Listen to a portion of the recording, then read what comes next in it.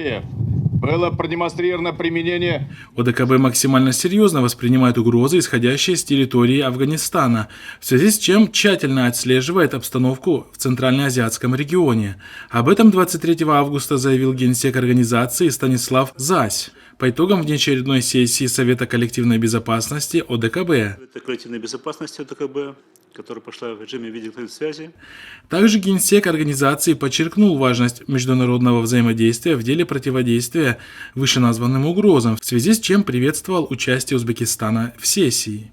Напомним, что 23 августа в режиме онлайн-конференции под председательством таджикской стороны прошел внеочередной саммит ОДКБ, в котором участвовали главы государств, членов организации, а глава Узбекистана был приглашен в качестве гостя. Самой главной повесткой стала сложившаяся ситуация в Афганистане после прихода к власти талибов и ее возможные последствия для стран региона.